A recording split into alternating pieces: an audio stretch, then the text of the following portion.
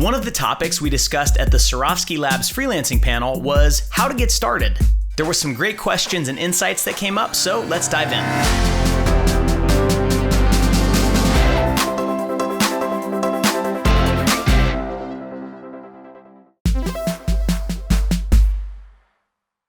When I talk to freelancers or people who are thinking of freelancing, typically the biggest concern is how do I get more work? So how many of you are like thinking along those lines, like how do I get more work or how do I get better work?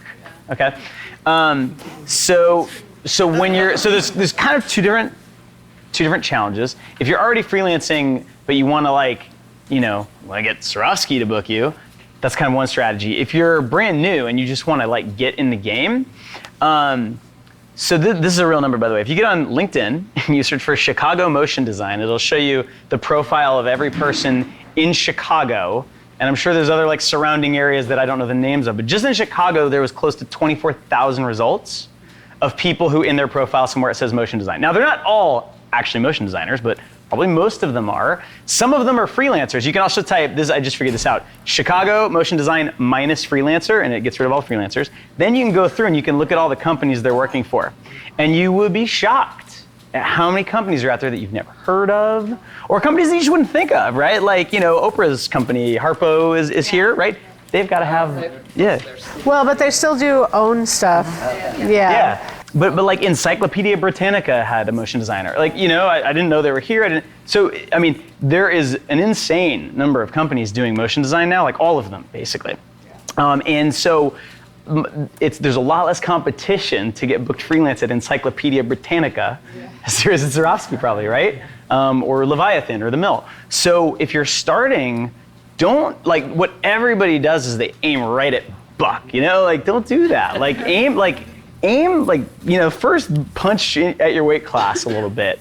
Get the hang of it. Those clients will probably still pay you your day rate, you're still gonna be paid well. You're gonna get the hang of this freelance thing. It's a lot easier to get your foot in the door. So I would definitely start there. Now, if you're trying to improve your clientele, that's kind of a different thing and has more to do with what I was telling you, which is you're gonna have to sacrifice something and do some free stuff and do some personal things so that your work gets better. Can you speak a little bit to the whole question of whether it's better to be a generalist or a specialist in something? Yeah. Well, it depends on what we need at the time. Yeah. I love a generalist. As a studio that doesn't have a specific look, at any given day, we could be doing live action with motion graphics that has a slight visual effects component to it, to 3D, to animated typography, to some editorial, motion graphics edit, kind of, where's the line? Who knows? You know what I mean?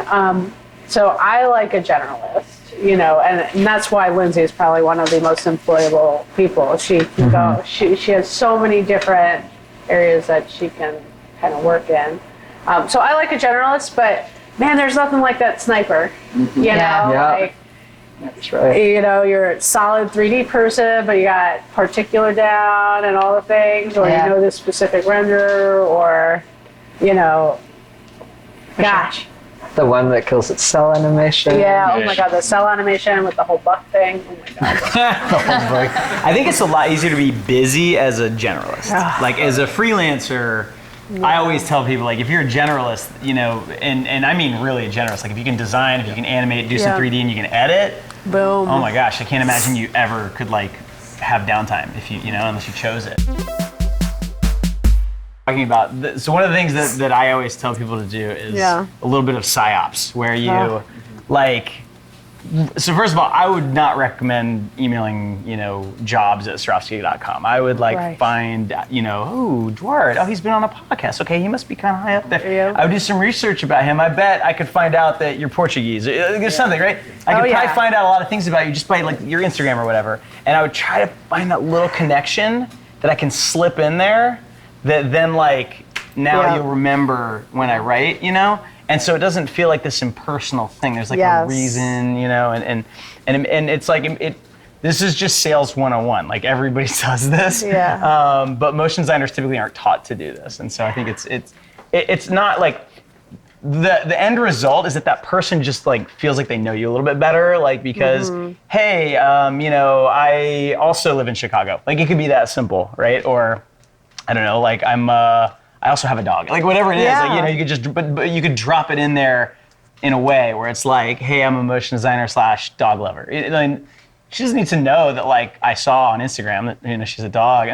No, people know. Like, if you will follow our studio at all on Instagram, like, we have dogs in the studio. When people email us, they'll put pictures of the dogs in the email. Smart. And then we fucking talk about it. Yeah. We're like, did you see that cute dog? Yeah. Oh my God. Do it. Like, that's like, find your way in, man. Like, be, And don't be creepy about it. No, like, just be genuine. I saw a picture of your family. You have a lovely, like, don't do that, right? But like, in the book, like the example I use is like, if I see someone that has a family and I also have a family, I'll just slip it in there. Hey, I'm a motion designer / dad, living it wherever. And it's like that little thing where it's like, it's plausible that like, he's just proud to be a dad, but also I'm a parent too, so now I feel this instant like little tricks like that, it lets you stand out like way above most people who write in and say like, I'm a freelancer and I'm hoping, I can get booked by you for money, for cash.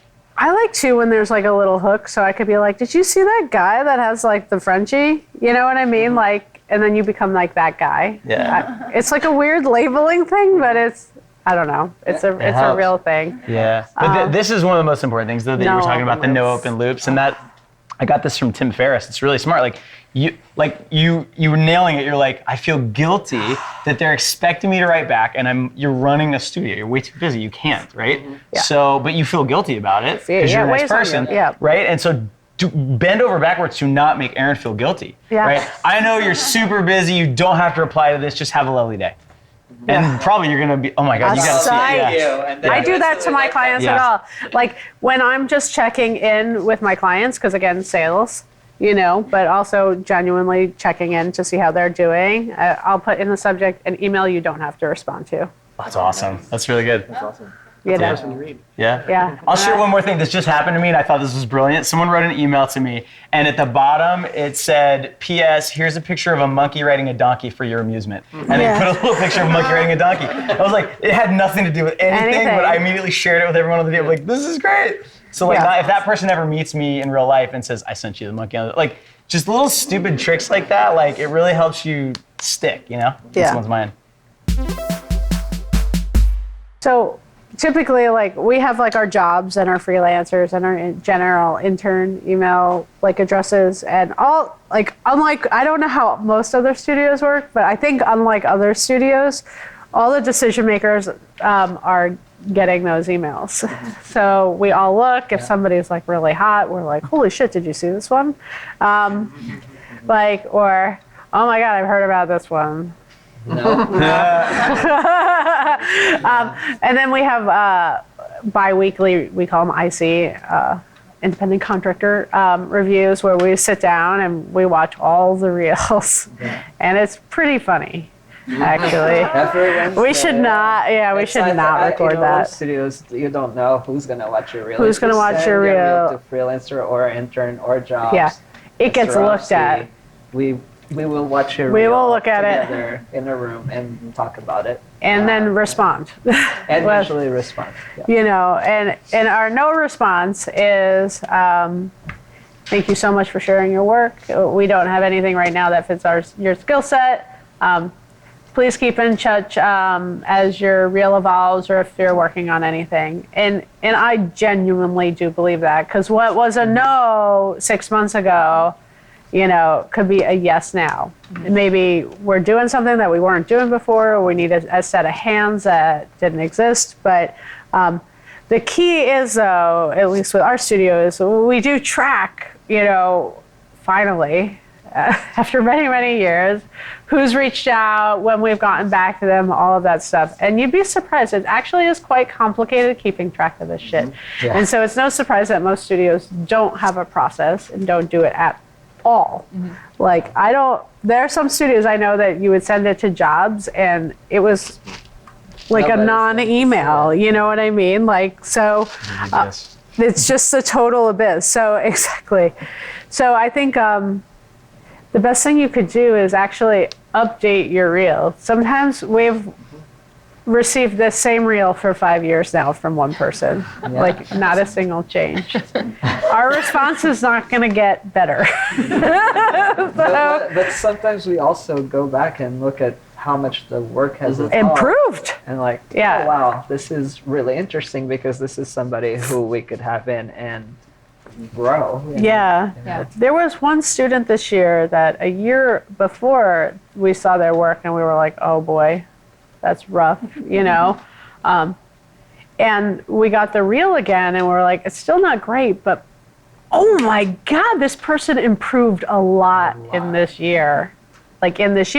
And we provided feedback and they listened to the feedback. And that means just as much, if not more, than sending just amazing work. If you want to learn more about freelancing in the world of motion design, check out the Freelance Manifesto, available in paperback or Kindle formats at Amazon. And check out sarofskylabs.com to find out when their next live session will be held. Make sure to subscribe if you like what you saw here, and thanks again for watching. We'll see you for part 3.